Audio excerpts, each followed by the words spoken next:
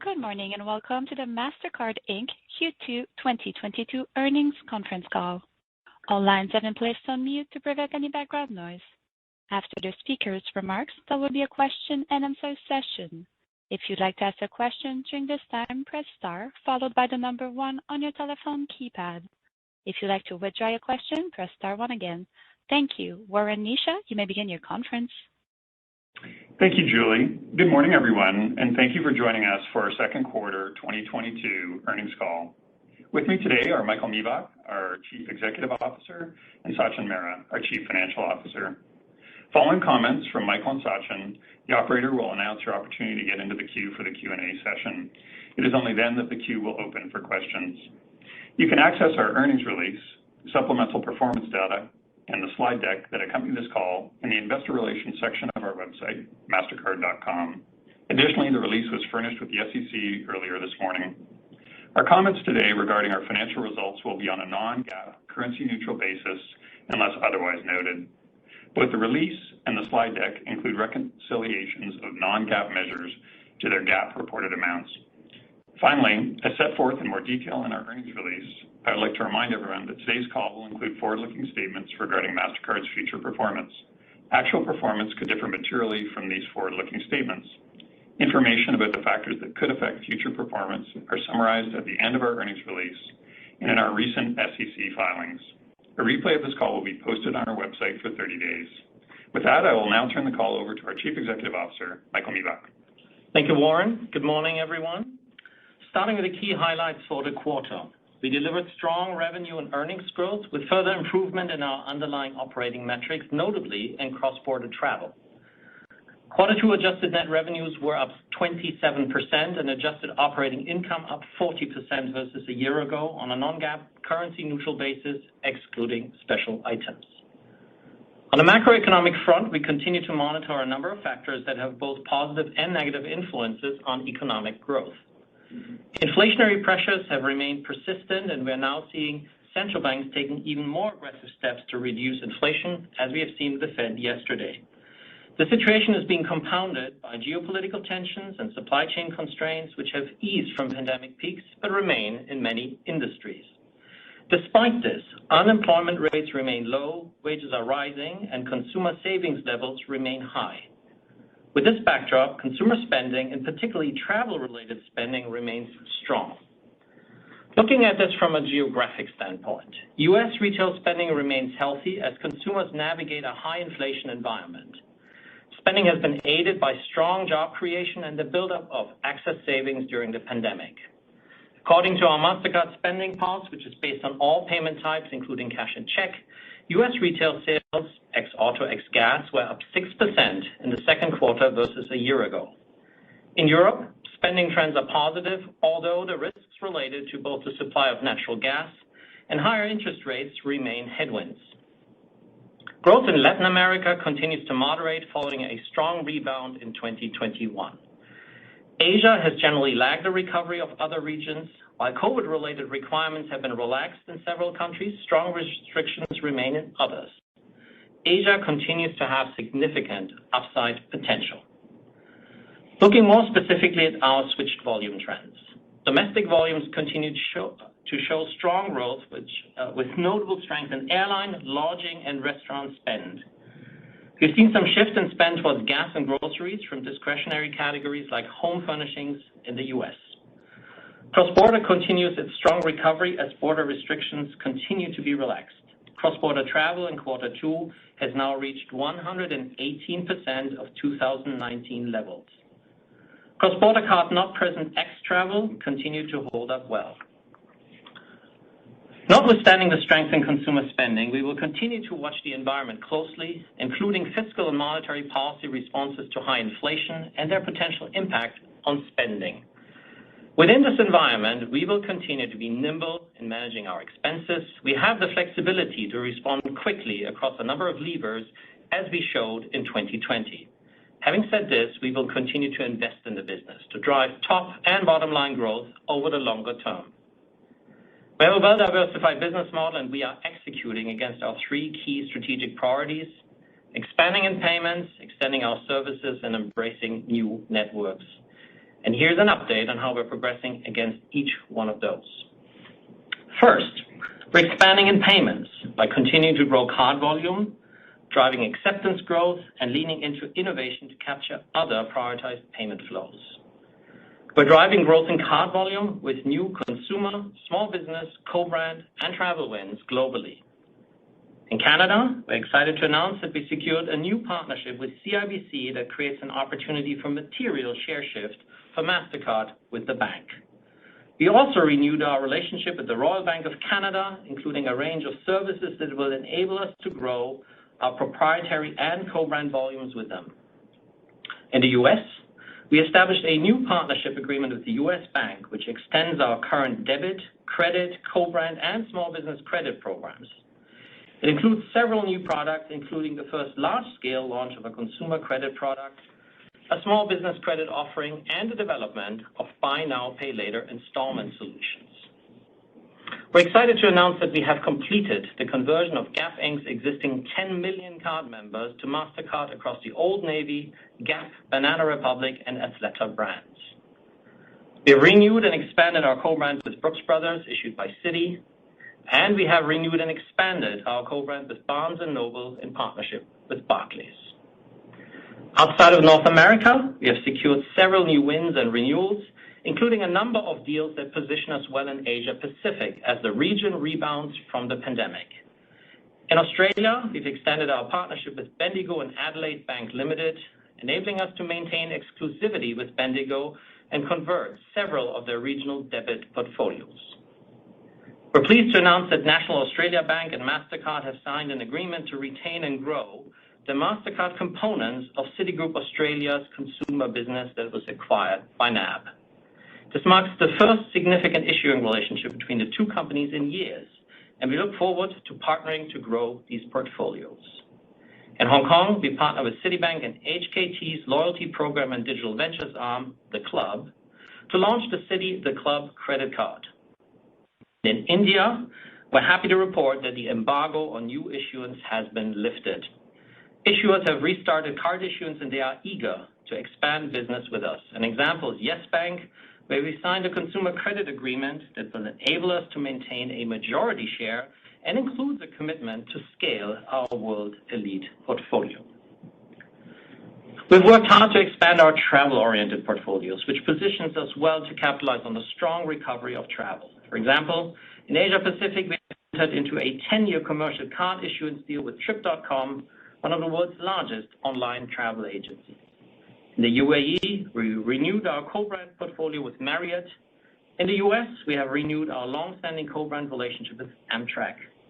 And we've extended our co-brand partnership with Virgin Atlantic in the UK, a partnership that will leverage our test and learn, innovation labs, and Session M loyalty assets. We're also driving growth in payments by continuing to expand acceptance. Mastercard is now accepted over 90 million merchants' locations worldwide, and we have more than doubled the number of acceptance locations over the last 5 years. Mastercard has been driving tap-on-phone innovation, enabling billions of active smartphones to become potential acceptance devices, with over 130 deployments across 55 markets. This includes working with Apple to enable acceptance of Mastercard contactless cards and digital payments through their tap-to-pay on iPhone capability. It allows businesses to accept payments directly on their iPhones. Mastercard is further empowering the ecosystem through our cloud commerce capabilities, which enables our channel partners to quickly deliver cost-effective acceptance. It also provides easy access to a range of payment solutions and services, including Tap on Phone, QR, installments, loyalty, data insights, and more via the Mastercard Cloud. In addition, we continue to drive adoption of our Click-to-Pay online guest checkout capability. Click-to-Pay is now enabled in over 20 markets across all regions, and transactions have been growing quarter over quarter. We're expanding in payments through innovations like Mastercard Installments. Our open-loop Buy Now, Pay Later program has been very well received. Mastercard's installment is now soon to be live with Saudi National Bank, and several new partners adding their support to the program. Examples include Cross River Bank, Evolve Bank and Trust, Jiffity, Live Oak, Mocha Financials, and WebBank in the U.S., as well as HSBC, NatWest, and JP Morgan's payments division in the UK. In addition, Apple recently announced Apple Pay Later, which uses the Mastercard installments program. Finally, we're driving growth in payments by leaning into innovation to capture a prioritized set of new payment flows, including disbursements and remittances, commercial point of sale, B2B accounts payable, and consumer bill pay.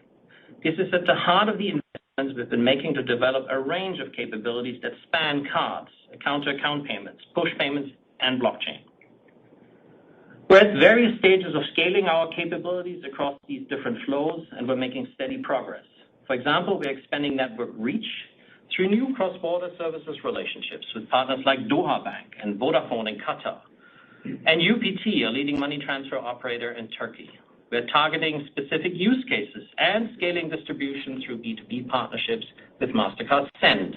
A few examples: Caesars Sportsbook will leverage Send for instant payment of online winnings. And PaySafe will integrate Mastercard Send into their payments platform to enhance the payout capabilities offered to their merchant customers in the UK and the EU. Now, turning to services. Our services capabilities have proven to be a tremendous growth driver and differentiator for our business, built on a foundation of investments and experiences built over the years. Looking forward, we continue to see a significant opportunity for services in three primary areas. First, services will continue to enhance the value of payments. Services make payments intelligent, safe, and secure. For example, our identity check payment authentication service is driving double-digit improvements in approval rates. We are working with PostePay in Italy to support the deployment of their issuing portfolio, assist in growing their acquiring business, and enhance their customer engagement approach.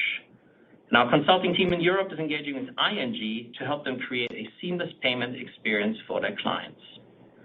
Second, we see the needs of our customers expanding beyond payments.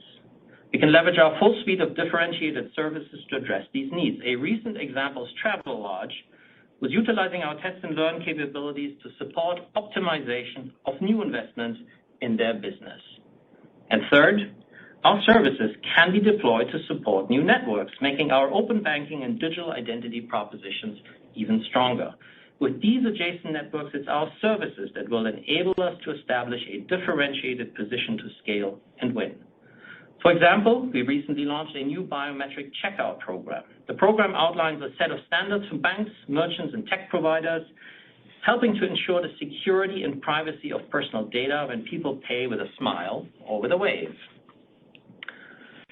Now, beyond expanding in payments and extending in services, our third key strategic priority area is embracing new networks. As a reminder, our current focus is on two areas: open banking and digital identity.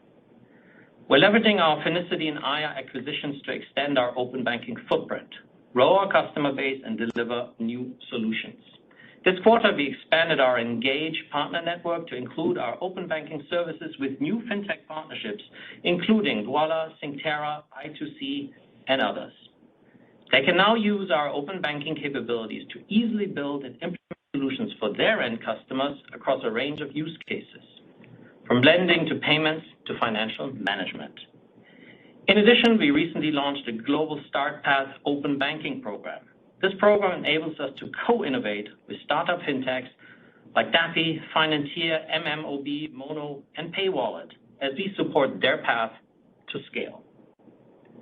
We expanded our open banking product offering as well. We announced Pay by Link in Europe, which allows businesses to send payment requests through invoice, email, SMS, or social media chat. This can expedite the payment of invoices in a cost-efficient way, enabling both parties to better manage cash flows. Online accounting provider Visma Dinero is using Pay by Link to simplify invoice payments for over 75,000 small and medium-sized businesses. And in the digital identity space, Ekata continues its strong performance, signing over 200 new deals and expansions since we acquired the company just over 1 year ago. This includes many of the leading buy now, pay later and crypto companies. It also includes real-time payment software providers like ACI Worldwide, who's leveraging Ekata's capabilities to help their global merchant network more accurately identify fraudulent transactions. Open banking and digital identity are attractive and growing opportunities, and Mastercard is uniquely positioned to be successful in both. So in summary, our business fundamentals remain strong. We delivered robust revenue and earnings growth again. We're executing against our strategic priorities in payments, services, and new networks. We have fortified our strong position with travel-oriented portfolios to capitalize on the continued recovery in travel. On the macroeconomic front, we continue to monitor a number of factors influencing economic and spending growth. And with all of that, we will continue to manage our expenses carefully. That said, we will also continue to invest in the business to drive top and bottom line growth over the longer term. Sachin, over to you. Thanks, Michael. Now turning to page 3, which shows our financial performance for the quarter on a currency-neutral basis, excluding special items and the impact of gains and losses on our equity investments. Net revenue was up 27%, reflecting the continued execution of our strategy and the ongoing recovery in spending. Acquisitions contributed 1 PPT to this growth. Operating expenses increased 12%, including a 5 PPT increase from acquisitions. Operating income was up 40%, which includes a 1 PPT decrease related to acquisitions. EPS was up 40% year over year to $2.56, which includes a 5-cent contribution from share repurchases. During the quarter, we repurchased $2.4 billion worth of stock and an additional $448 million through July 25th, 2022. So now let's turn to page 4, where you can see the operational metrics for the second quarter. Worldwide gross dollar volume, or GDV, increased by 14% year over year on a local currency basis. On the same basis, if you exclude Russia from the prior period, GDV increased by 19%. In the U.S., GDV increased by 10%, with credit growth of 25%, reflecting the recovery of spending on travel. Debit declined by 2%. Excluding the impact of a roll-off of a customer agreement, debit increased by 1%. Outside of the U.S., volume increased 16%, with credit growth of 19% and debit growth of 13%. Cross-border volume was up 58% globally for the quarter, reflecting continued improvement in travel-related cross-border. Turning to page 5, switch transactions grew 12% year over year in Q2. Excluding Russia from the prior year, switch transactions grew 22% year over year in Q2. Card present and card not present growth rates remained strong. Card present growth was aided in part by increases in contactless penetration in all regions when excluding Russia. In addition, card growth was 5%, or 9% if we exclude cards issued by Russian banks from the prior year card count. Globally, there are 3 billion Mastercard and Maestro branded cards issued. Now let's turn to page 6 for the highlights on the revenue line items, again described on a currency-neutral basis, excluding special items unless otherwise noted. The increase in net revenue of 27% was primarily driven by domestic and cross-border transaction and volume growth, as well as growth in services, partially offset by growth in rebates and incentives. Acquisitions contributed approximately 1 PPT to this growth. Looking quickly at the individual revenue line items, domestic assessments were up 13%, while worldwide GDV grew 14%. Cross-border volume fees increased 61%, while cross-border volumes increased 58%. The 3 PPT difference is primarily due to favorable geographic mix. Transaction processing fees were up 22%, while switch transactions grew 12%. The 10 PPT difference is primarily due to favorable mix, FX-related revenues, and pricing. Other revenues were up 23%, including a 3 PPT contribution from acquisitions. The remaining growth was driven by our cyber and intelligence and data and services solutions. Finally, rebates and incentives were up 23%, reflecting the strong growth in volumes and transactions and new and renewed deal activity. Note, rebates and incentives as a percentage of gross revenue is higher relative to Q1 2022, primarily due to volumes and related revenues generated from a sizable customer in Russia in Q1 with no related incentive agreement on such volumes. Moving now to page 7, you can see that on a currency-neutral basis, total operating expenses increased 12%, including a 5 PPT impact from acquisitions.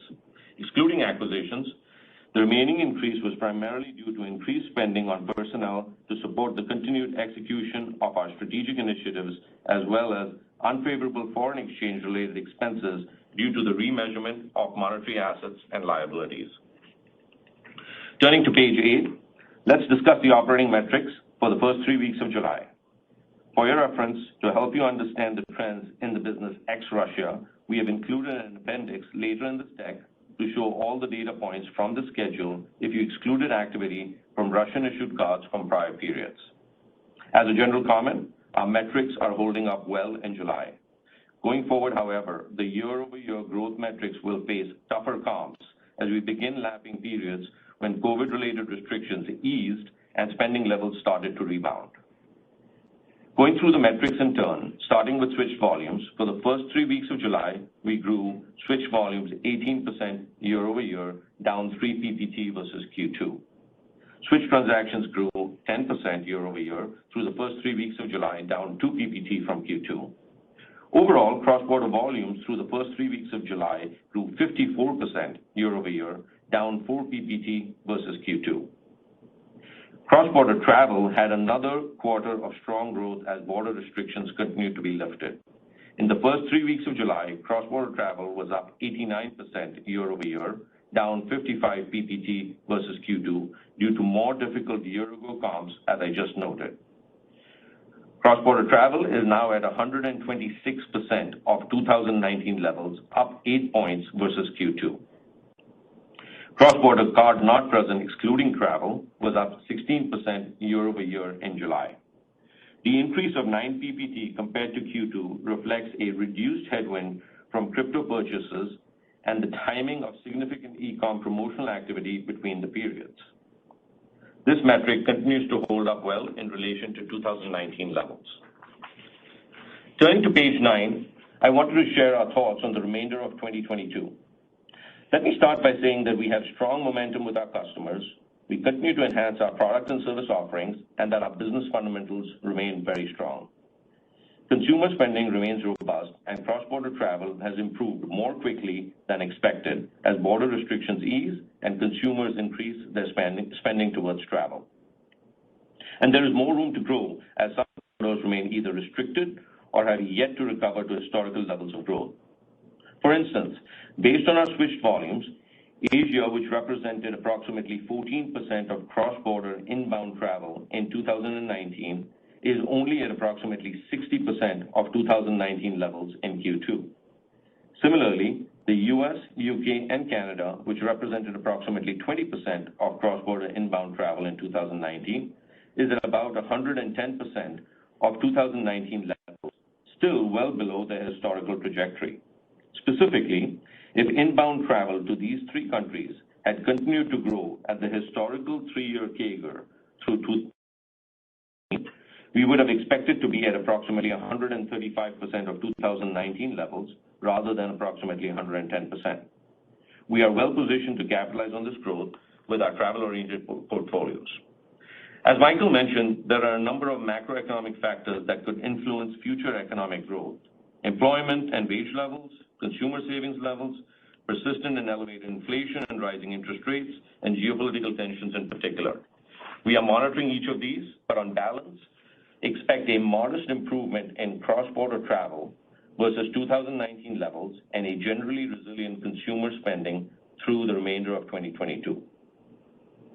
Taking this all into account, including our well-diversified business model, we are increasing our expectations for net revenue growth for the full year 2022 to a low 20s rate on a currency-neutral basis, excluding acquisitions and special items.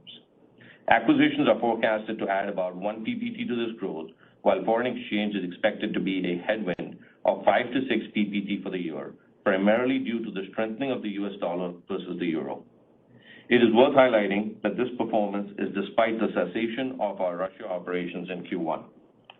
For the year, we expect operating expenses to grow at the low end of a low double-digit rate on a currency-neutral basis, excluding acquisitions and special items. This reflects continued investment in our people and strategic priorities, as well as impacts from FX-related expenses, primarily due to remeasurement of monetary assets and liabilities. Acquisitions are forecasted to add about 4 PPT to this growth, while foreign exchange is expected to be a tailwind of approximately 3 to 4 PPT for the year. We are prepared to quickly adjust our operating expense base as we did in 2020 should circumstances dictate. With respect to the third quarter of 2022, year-over-year net revenue is expected to grow at the high end of a high teens rate, again on a currency neutral basis, excluding acquisitions and special items. Sequentially, this reflects continued strong consumer spending, including a modest improvement in cross-border travel spending trends relative to 2019, reduced FX-related revenues as a result of lower anticipated FX volatility, and finally, the lapping of a stronger year-ago quarter as the recovery took hold last year. Acquisitions are forecasted to add about 1 PPT to this growth, while foreign exchange is expected to be a headwind of approximately 7 to 8 PPT for the quarter. From an operating expense standpoint, we expect Q3 operating expenses to grow at the high end of a low double-digit rate versus a year ago on a currency-neutral basis, excluding acquisitions and special items. Acquisitions are forecast to add about 5 PPT to this growth. Foreign exchange is expected to be a tailwind of approximately 5 PPT for the quarter. Other items to keep in mind, on the other income and expense line, we are at an expense run rate of approximately $115 million per quarter given the prevailing interest rates. This excludes gains and losses on our equity investments, which are excluded from our non-GAAP metrics. And finally, we expect a tax rate of between 19 and 21% in Q3, which includes a discrete item related to an unfavorable court judgment, the details of which we are still assessing. We expect a tax rate of approximately 19% in Q4. And with that, I will turn the call back over to Warren. Thank you, Sachin. Julie, we're now ready for the question and answer session. Thank you. As a reminder, if you'd like to ask a question, press star one on your telephone keypad. We'll pause for just a moment to compile the Q&A roster. And your first question comes from Arshita Rawat from Bernstein. Please go ahead. Hi, good morning. So Michael, Sachin, can you comment on the media reports yesterday on the potential bill for introducing routing choice for credit cards? I know the Durbin Amendment for debit has market share. How could a credit routing choice, how could be implemented given many alternative networks don't have those capabilities? And then finally, just taking a step back, can you talk about routing decisions for merchants and why they choose Mastercard or might choose Mastercard when they have a choice of alternatives? Thank you. Harshita, let me start off with that. So we read the same article. Clearly, it's early stages because we haven't seen the bill yet. So we're all speculating here, I think, what might happen. So we'll engage. We'll try to find out more over the weeks and months to come. But, if you just assume for a moment that the article would be complete and this would actually happen, a few things come to mind that are straightforward from our perspective. First of all, we believe in competition. We believe in a level competitive landscape and playing field. And we've invested massive amounts in safety, in security, and we focus on providing consumer choice. Different ways of pay, credit, debit, whatever it is. So that's been our strategy. So we're going to look at this proposed bill through that lens. So that's the starting point for us. Some of the questions that you touched on, sub-points here. What are the practicalities? What are the technical aspects of this? How many providers are ready that have made the same kind of investments to really ensure that the consumer can rely on, safety and protection and so forth? Those are open questions. We'll have to see what the regulation actually foresees. Overall, the concept of interchange as a balancing factor in the ecosystem is one that has served the ecosystem, including the consumers, well in terms of rich propositions and all of that. We'll have to see what becomes out of that. Those are a whole range of questions that we've talked about over years that need to be considered by all stakeholders. And we will spend the time and the effort to ensure that everybody's well informed about the puts and takes around this proposed bill. Thank you. Next question, please. Your next question comes from Sanjay Sakhrani from KBW. Please go ahead. Thanks. Good morning. Sachin, you talked about what's being baked into your forward view on cross-border being a modest improvement in cross-border, but you talked also about the long runway you still believe you have in terms of cross-border. Could you just help us think about, what's factored in versus what practically can happen as we look forward? Thanks. Sure, Sanjay. So what I shared was that we are, thinking ahead in terms of cross-border travel seeing a modest improvement relative to 2019. And as you can see in our metrics, cross-border travel in Q2 was at 118%, and in the first 3 weeks of July is at 126%. Without getting too specific as to what exactly we're kind of building in there, the point we've got is the following. We expect a modest improvement in cross-border travel when indexed back to 2019, and it's predicated on certain data points. And the data points are, if you think about what's gone on in Asia Pacific, we've talked about how Asia Pacific, from a cross-border travel standpoint, has been lagging and has historically not come back over the last few years since COVID hit, in the same way, say, as intra-Europe has come back. In fact, I shared with you the metrics as to where we stand from an inbound cross-border travel standpoint in Asia Pacific. So there's a lot of room to grow there. We think that that opportunity exists. Markets in Asia Pacific, such as Australia, New Zealand, Singapore, even Japan, they've started to open up and actually have opened up fairly well. The one thing which we have always taken comfort in is that the fundamentals of cross-border travel and of cross-border in total remain very sound. When people have the ability to travel, they have demonstrated their intent to travel. And I think we've got enough data points now over the last 18 months to suggest that when barriers towards travel are lifted, people get on the road again. And so if you think about that and you think about the context of what's going on in Asia and the potential there, we've got opportunity there. But even beyond Asia, there are several other corridors, such as the US, UK, and Canada, which still have not reached their historical growth levels. They're higher than their 2019 index levels from an inbound standpoint, but there's still more room to grow. So we've kind of built all of that in our thoughts for the rest of the year. I'd like to just add to that. I find travel such a fascinating topic and certainly very central to our business. There's been this notion around of pent-up demand, like this is going to be a bubble and then it's all going to go back to where it was during the last 2 years.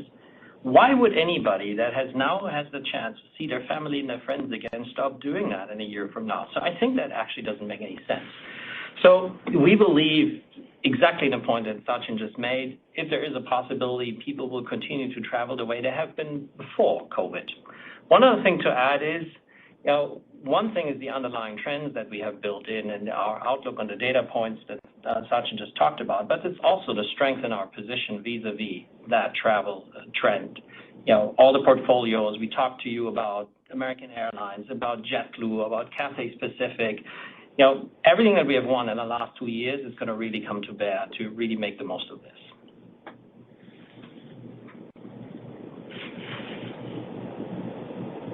Next question, please. Your next question comes from Rayna Kumar from UBS. Please go ahead. Good morning. Thanks for taking my question. During the 2008-09 recession, Mastercard generated solid revenue and earnings growth. And I'm curious to know what you think has changed the most about Mastercard since then that could help you generate positive results through another potential economic downturn, even if you're not seeing it right now. Thank you. Right, Rayna. I think the last word, as you said, is instructive, as we are not seeing it right now. Generally, resilient consumer spending for the time being, and we talked about the modest improvement in cross-border and same spending behaviors until the end of last year. Now, you're taking us really a long time back in 2008 and 2009. I think the first thing I would say is it's a very different scenario. The scenario that we're looking at externally, I come to the company in a moment, externally is we're not having a crisis around unemployment. We're having high consumer spending levels. We don't have an asset bubble that looks anything similar than what we've seen at that time. So different starting point. I would say it's a somewhat more benign starting point than we had at that time.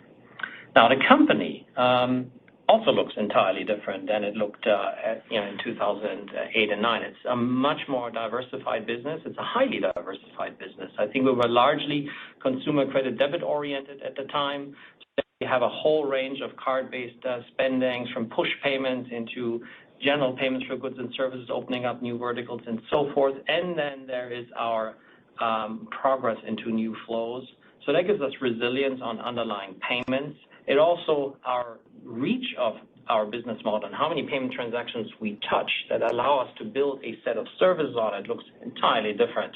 Our switching ratios at that time were much, much lower than they are today, which has led to a very successful services business, which we have seen in the last 2 years actually quite resilient when you go into through up and down cycles. And as we continue to build into the future to see whenever we might face a down cycle, are we more resilient with other activities around digital identity and open banking and so forth that go into a world of open banking and move even further before or after the payment transaction to give us more resilience. So better earnings quality, higher diversification, and we've been tested. We've been tested over the last 2 years. I mean, there was a down cycle, and we needed to demonstrate that agility and the speed in managing our expenses, make the right investment decisions. So we feel we're well positioned to navigate whatever is going to come. Hopefully it's positive. Your next question comes from Darrin Peller from Wolfe Research. Please go ahead. Thanks, guys. It looks like the investment service new flows continue to pay off, and I think to your point, it underscores that your customer base is still willing to really spend on some of those areas. Can you just talk about what you're seeing in terms of the strength there and what kind of resilience you'd expect those to have in different economic scenarios? And then, Sachin, just one quick one on processing yields. It came in a lot better than our estimate relative to transaction growth. Processing revenue line outperformed. You mentioned pricing and other variables. Can you just talk about if that's sustainable spread? Thanks, guys. Yeah, Darrin, happy to take the second question first. I must say you were breaking up on the first part of your question, so we might ask you to just kind of state that again. But on your second part of the question, what you're seeing in transaction processing growth rates relative to the growth in switch transactions is exactly like I said. There are three things kind of going on there, right? There's the favorable mix piece, which I talked about. There's higher FX-related revenues, and then there's some elements of pricing. Look, I mean, the reality is we're operating in an environment in which you've seen a few things happen. One is the mix is shifted towards more cross-border, and we make cross-border fees both in the cross-border volume fees line as well as in switch transactions. So sometimes that's kind of an overlooked element, but that's an important piece to keep in mind that we do make cross-border fees on the transaction processing line, and as the shift has gone towards more cross-border, that's helped us. Number two is, there's high levels of volatility in the foreign exchange markets. We deliver some very important services when we do switching of transactions and when we do the settlement of those transactions. And in a highly volatile FX environment, it's actually worked in our favor. And on pricing, the baseline is the following, which is at the end of the day, we continue to deliver value to the ecosystem. And as we put value out into the ecosystem, we price for that value. And what you're seeing there is exactly that come through, which is we are reflecting that in the nature of pricing. You'll see puts and takes in different quarters in terms of what we may or may not do in terms of pricing, depending on what we believe is the value we're delivering, as well as what the market's appetite to accept that is. And that's what you're seeing come through there. Okay, that's helpful. Could you repeat better the now? Yeah, that's much better. Yeah, thanks. I was just trying to figure out the value-added services, the new flows, all the areas that are driving other revenues obviously are continuing to trend very well. And I mean, if you could just revisit, what you think are the top 2 or 3 drivers there, and what kind of sustainability in different macro scenarios you'd expect for that. Just it looks like the investments you made there are clearly paying off. I think we're just wondering on the cyclicality of it. Yeah. Thanks again, guys. All right, good. So what we're seeing here is, first of all, on the backdrop, let's just pick up on the structural changes again that we have seen over the last 2 years. Clearly driven by social distancing measures, a significant push into more digital engagements by consumers that were sitting at home. So all that. So it's a more digital world. So here, services that help make a more digital world safer and more easily understood. That's really the general thrust of what's driving the growth and the interest from our customers across established customer sets as well as new ones. Earlier, I talked about Travelodge. As people come to us and say, hey, I want to use all of that data to get a better understanding of my business. So taking it one by one, safety, security, anything in the fraud space and the authentication space has been a joy for us. You go further into cyber risk assessments. Are small businesses safe? Those many small businesses that have opened up in a more digital fashion now over the last 2 years. And you go all the way into digital identity because in a more digital world, people find they have more passwords and nobody really wants that. So digital identity is now a solution that's really taking hold. So that's that whole space. And you saw us actually doesn't stop at current types of payments. The last thing I should add is our acquisition of CipherTrace and how we're going into the crypto space, making that safer, as that is certainly something that captures consumers' interests. One space. The second piece is what do you do with all of that data? Retail and commerce, Travelodge. I'll give you one example. Many other customers are trying to understand how to run their business better using the payments data that is thrown off, and we help them with that. Our dynamic yield acquisition is one of them, where we help customers, retail and commerce customers, engage their end customers in a more targeted fashion. I imagine a landing page that now has personalized offers. In our case, always with strong consent from consumers and a focus on data privacy. So those are the two headlines. We do various other things and services from consulting into processing-related activities and so forth, but that's center of plate. And Darren, I'll just add, as it relates to how we see the other revenue line item and services in particular to what Michael was talking about. Look, we see really good demand from the customers and we see good growth potential there. The reality is we are doing deeper penetration of those services with our existing customer base.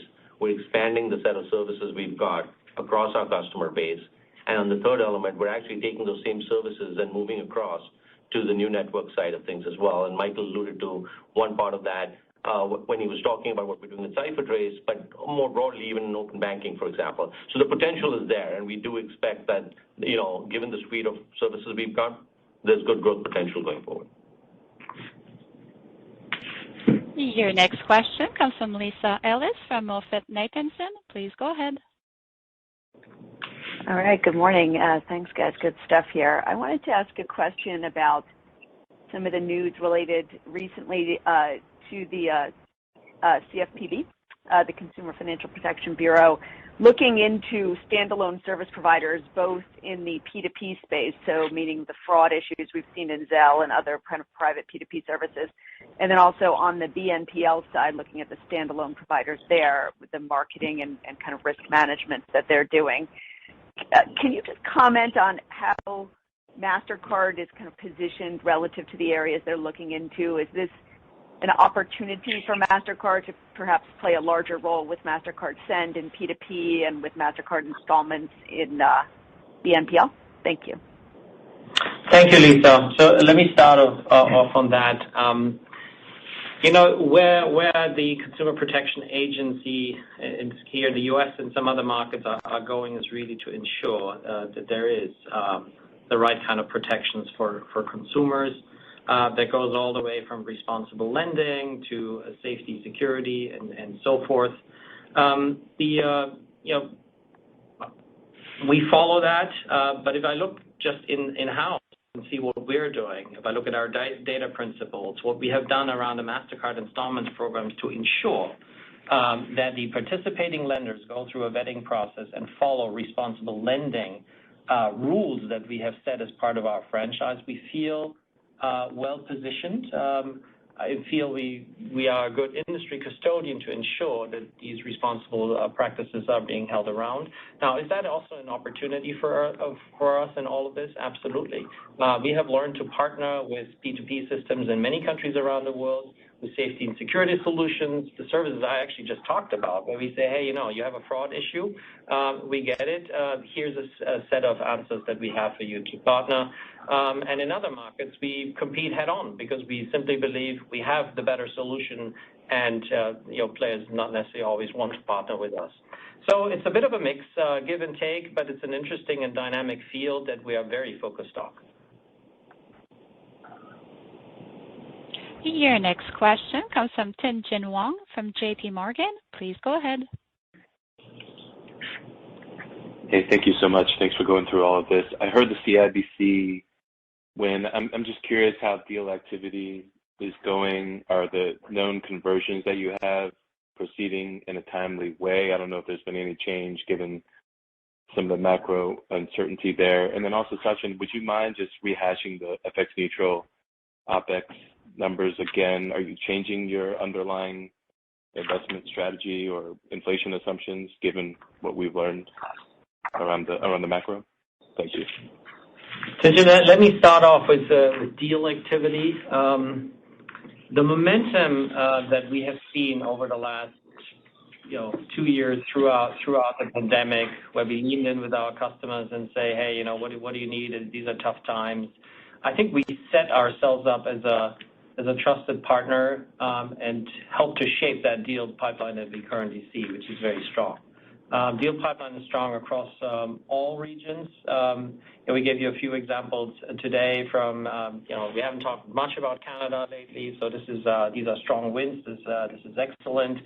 Some of the very significant wins we talked about over a year ago in Europe, when you think about NatWest, Deutsche Bank, the multi-regional deal that we have with Santander, they are progressing according to plan. The conversions are going on. I mentioned very specifically back to the United States, the gap conversion is actually done on those 10 million cards. So overall, we talked to you at the Investor Day in November last year that we see share growth across all of our carded products, and we continue to feel very good about that. So momentum is competitive out there, of course, but I think the mix of what we have in various payment solutions as well as services sets us apart.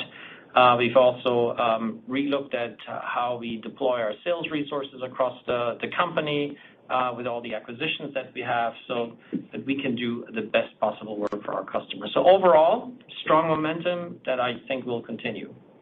Yeah, and Tien-Tsin, on your question as it relates to the outlook for the full year 2022 on Opex. So on a currency neutral rate basis, excluding acquisitions, we are now guiding along the following lines, which is on Opex that we expect to come in on a full year basis at the low end of the low double digits range.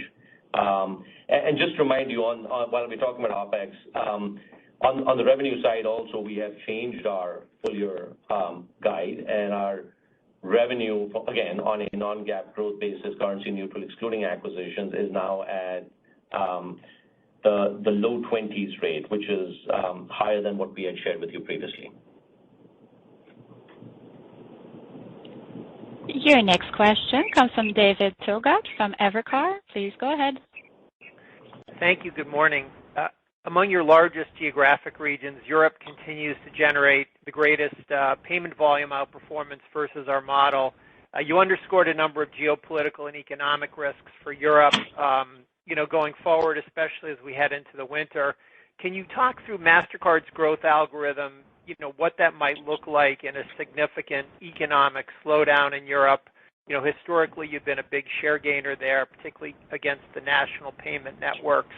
You've got the secular shift working in your favor, but if you could just kind of talk through your thought process, that would be much appreciated. Right, let me start and then Sachin can chime in. So, David, the matter of fact is Europe is not homogeneous. That's the first thing I would say. When you look at where we are on the arc of the secular shift, it's very different. So there's lots of opportunity across the board from further digitization. The opportunity to go beyond P2M and sets of flows is wide open in Europe. The push of the European authorities to digitize beyond just in-store payments and online payments is significantly there. We're well positioned with our tools in Europe, which is pushing on open banking, which is pushing on account to account, which is pushing bill pay solutions. So we have all of that in a hopper. So we feel that there is significant opportunity. And as I said before, there is uncertainty on the European macroeconomic front. But on the other hand, macroeconomic, GDP, overall economy, and our basket are two different things, and we'll have to kind of see how that will play out. Can't really predict that. I'm from there, so I have a sense, but I'm not in the business of predictions. Your next question comes from Ramsey El-Assal from Barclays. Please go ahead. Hi, thanks so much for taking my question. I had wanted to ask about some of the longer-term drivers of rebates and incentives. It seems like today, or not seems like today, rebates and incentives as a percentage of gross revenues are, several hundred basis points higher than they were in 2019. I guess the question is the mix-related drivers of that increase are very clear, but as we move forward over the next couple of years, and your mix normalizes, should we see downward pressure on rebates and incentives as a percentage of gross revenues, or is this something where this new baseline is sort of here to stay? And if that's the case, maybe give us some reasons why. Sure. So Ramsey, I'll take that one. So look, I think you're well aware about the fact that rebates and incentives are influenced by a number of factors, right? Some of which you alluded to, which is what's going on from a volume growth rate, what's going on from a mix standpoint, how the pipeline of new and renewed deals are looking, and you take all of that into consideration. But the reality is, if you just think about where we are from a mix standpoint, particularly on cross-border, between where we were pre-pandemic and where we are today, we've still not gone back to the historical mix levels from a cross-border to domestic volume standpoint. So as that reverts back to the mean, and when I say the mean means closer to what the pre-pandemic levels were, you would expect to see some benefit of that come through in rebates and incentives versus gross, as a percentage of gross. You would see that come through. But the reality is there are other countervailing factors which are also taking place, right, which is a function of what the pipeline of deals looks like, what the timing around that is. But the basic premise is correct, which is as more cross-border happens, you're going to see a benefit come through in rebates and incentives as a percentage of gross. Got it. Thank you so much. Appreciate it. Your next question comes from Brian Mee from Deutsche Bank. Please go ahead.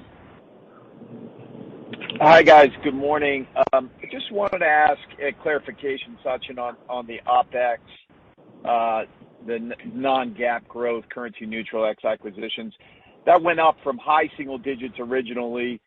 I think it was last quarter that you guided to that for the year, to low end of low double digits. So, I guess why the increase in Opex, and is it just taking the opportunity to invest more due to the strength of the top line?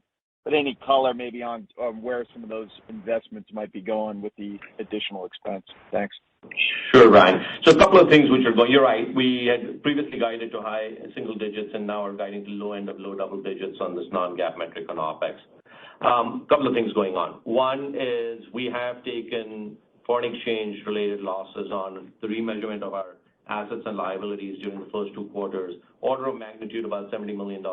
And you'll see all of this in our reports, which we kind of publicly put out there. So that's certainly impacting it. And then the couple of other things which to me are more critical, which is we continue to invest in the long-term growth of our business, which includes investing in our people. In a hot talent market, we want to make sure we've got the best people. We want to be there in terms of having those best people help us execute on what we've laid out as our strategic priorities, which is what we're doing right here. We've always kind of followed the philosophy of let's keep an eye on the top line and then kind of pulse as to what we want to do from an expense and investment standpoint. And that's the philosophy we're following. We'll continue to follow that philosophy going forward, Brian. Thank you. Your next question comes from Dave Koning from Baird. Please go ahead. Yeah. Hey, guys. Thanks so much. And I guess my question is on cross-border yields. One thing that was interesting this quarter, intra-Europe cross-border grew faster than non-intra-Europe for the first time in a long time, and yield was up regardless. So it seems like, the last few quarters mix helped a lot, but now there seems like another driver on top. I guess, is that right? Maybe what's that other driver, and should we get faster growth in non-intra-Europe kind of in coming quarters? Sure, David.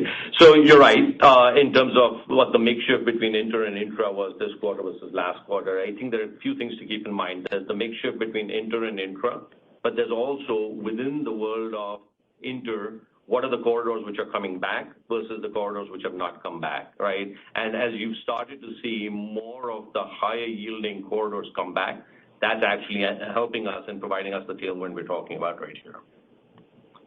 So, for example, you've got markets like inbound into the U.S. As that starts to come back, you start to see the benefit of that come through. Markets like Asia, inbound into Asia, you start to see the benefit of that come through.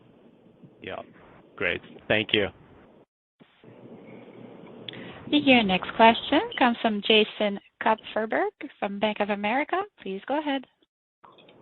Good morning, guys. Wanted to get your perspective on just the relative health of the lower income consumer versus higher income, and then if you can just make some remarks about how we should think about rebates and incentives for Q3 and Q4.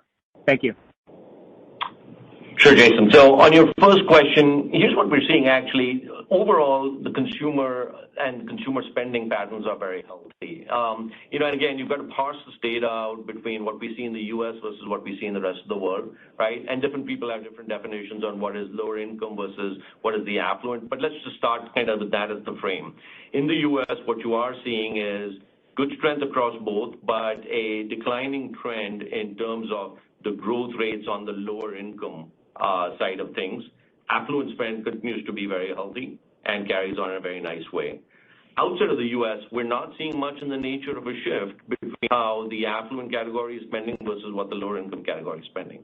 So the benefits of what we've got in Mastercard by being a diversified business and being diversified from a geographical standpoint is actually helping us very nicely because independent of what happens in one market versus the other, the value of what we got across the globe comes through in terms of spend levels here. And then your second question was around rebates and incentives. Look, I just talked about things which influence rebates and incentives, so I won't kind of belabor that point. What I'll share with you is the following, that we expect that rebates and incentives as a percentage of gross will be roughly similar in Q3 to what we saw in Q2. Thank you. Sure. Your next question comes from Bob Napoli from William Blair. Please go ahead. Thank you, and good morning. I just wanted to follow up on a lot of your comments on the open banking, digital ID, and your investments there. Can you maybe give some color on what you feel like the revenue TAM is for those businesses, and what type of where you see the most opportunity, what the kind of the growth trajectory is of those businesses? Right. So, open banking, let me start off more generally speaking. So clearly a global trend, one that's to stay. It's happening in Brazil, it's happening in Australia, it certainly was there in the United States and Europe. The way we approach it is, first of all, have a relevant position in connectivity and then building out a bunch of use cases. And the use cases, that's, what gets really to the heart of your question. You see very different types of, kind of revenue models, value exchange models. First of all, on connectivity itself, you have per API call kind of a logic. If you go into financial management solutions, it depends on who's our customer here. Let's say it's a fintech. That could again be by API, but you could start to see as you go into lending, mortgage verification, asset verification kind of use cases. Those are that's the broad range of currently what we're seeing. No established model at this point in time. I mean, we're investing heavily Finicity because we feel there is a tremendous opportunity. This is going to help to pull so many new consumers into the ecosystem on the financial inclusion side, on the SME side, and so forth. So hard to answer very specifically right now where we are, but those are those kind of different kind of models, and it's going to be multi-geography, and it's going to be here around to stay. Yeah, and I'll just add to that. couple of thoughts. One, I think defining any sort of TAM in open banking at this point in time will just be an incorrect. We'll be looking for precision where it doesn't exist because use cases are still to develop. So I think what we see is tremendous potential with what open banking does by providing us access to a alternative network. It's a data network which comes with its own sets of use cases. The second point I'll bring out is, regardless of whether it's open banking or digital ID or all of our services, we think about that in the context of the revenues they generate for Mastercard, the company. But it's really important to remember that all of this is one big circular wheel. Our open banking assets power our payments. Our services power our payments. So there is the collateral advantage which comes through by virtue in being in all of these spaces, which trickles down to all parts of our business. Thank you. All right. Thank you so much for that last question. Exciting space. We're going to close the call now. We're at the top of the hour. Appreciate your time this morning. Do want to thank our 24,000 colleagues around the world, and I want to thank all of you who've joined us today for your continued support for Mastercard. Talk to you in a quarter. Thank you so much. This concludes today's conference call. You may now disconnect.